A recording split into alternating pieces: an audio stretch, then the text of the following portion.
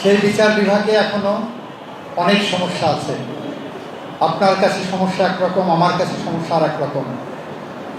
অনেকেই বলবেন দুর্নীতি ছুঁয়ে গেছে, অনেকেই বলবেন টাউন বাটপাড়িতে ছুঁয়ে গেছে, অনেকেই বলবেন স্ট্রাকচার নাই। আর আমার কাছে বিচার বিভাগের সবচেয়ে বড় সংকট হলো মানবিক মূল্যবোধ সম্পন্ন বিচারকের।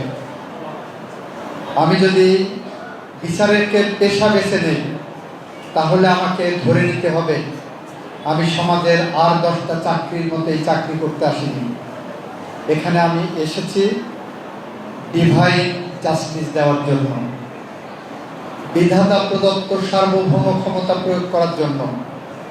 সেই ধারণা নিয়ে যদি যেদিন বিচারকরা ওই চেয়ারে বসবেন, সেই দিন একটি স্বচ্ছ, স্বাধীন, নিরপেক্ষ এবং ন্যায় বিচারপূর্ণ বিচার ব্যবস্থা বাংলাদেশে প্রতিষ্ঠিত হবে বলে আমি বিশ্বাস করি। উনি বলছেন উনি ডিসেম্বরে আসবেন, আমিও বিশ্বাস করতে চাই উনি ডিসেম্বরে এসে কারাগারে যান, আইনি পথ ধরে হাঁটুক।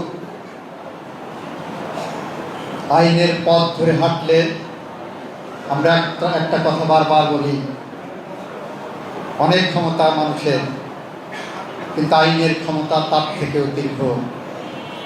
আইন তার দীর্ঘ ক্ষমতা প্রয়োগ করবে।